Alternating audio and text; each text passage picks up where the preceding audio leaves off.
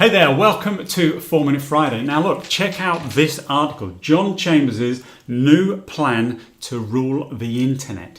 Now I'll come back to this in a moment. First of all, let me just introduce myself. I'm Brian Conway from achievesuccess.co.uk, probably the most sought after sales trainer in the world, especially in the technology space. All right, well, that's what I tell myself, but I don't believe it's too far from the truth. And this is 4 Minute Friday, as I said, where we take just a few minutes of your time to share with you a tip or a strategy or a technique that will help you close more business in the coming weeks.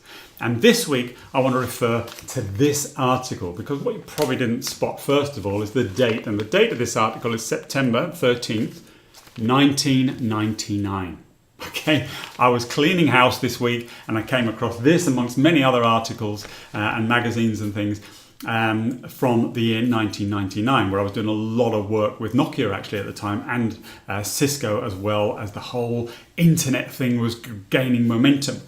And I thought, wouldn't it be great if we were able to look into the future? Wouldn't it be great if back in 1999 we could look to where we are now and see how technology and how the internet has become such a pervasive part of all our lives? And wonder what we'd have been able to do with that. Well, then it got me thinking, what if we were able to do that in selling? Now, last week I talked about mind reading and how we can read the minds of our customers. So this week I thought, what if we could focus on future fortune telling, I guess you call it, and looking into the future, doing the old crystal ball gazing. Well, again, in selling, we can do this. And it all comes down to questioning techniques. And if you know me, if you've seen me before, you'll know I'm obsessed and passionate about questioning techniques, because questioning is the most important skill of a successful and professional salesperson. The quality of your questions will define the quality of the success that you have. So I thought I'll give you a technique you can use that will help you look into the future with your customers. Now, it's based on an NLP technique, a neuro-linguistic programming technique called future pacing.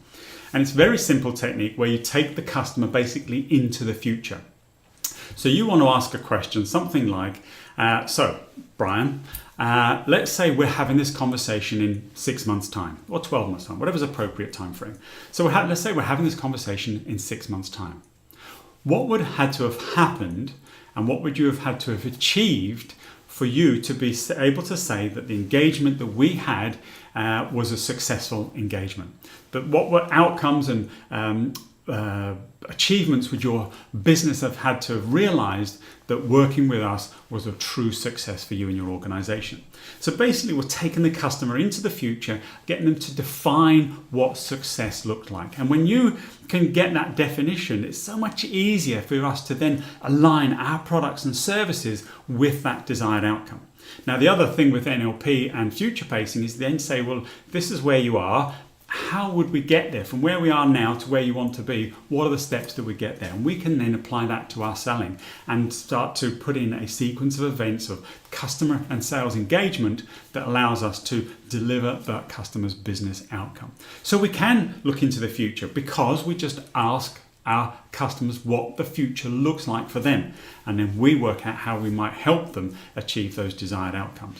Now, one of the other benefits, apart from being able to align your propositions and technologies and services and solutions more effectively, is that actually we are doing a bit of assumptive closing here, because we're assuming that the customer is therefore going to work with us over the next 6 months, or as I said, whatever that time frame is. So we're almost implying that they are going to be working with us. So we're sowing some seeds with regards to the relationship that we're going to have, and almost influencing the fact that they will need to be working with us to achieve those desired outcomes. Because our opening question was, if we were having this conversation in 6 months' time, what would have to have happened? So the implication is there that to achieve those outcomes, we have to be working together. So there's a bit of subconscious selling going on there, but also a very specific tactic to enable you to identify what success looks like for your customers. And when you can define that, it makes selling significantly easier. So don't worry, as I said, it doesn't look like John Chambers is coming out of retirement anytime soon.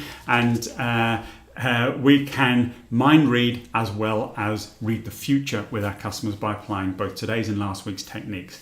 And if you again apply what I teach, you will see the rewards coming to you in the form of closing more business and earning more income. And that is my mission in life. That is my message. So that's why I come on these calls or these videos every Friday, just to share something with you, because your success is my success. So good luck.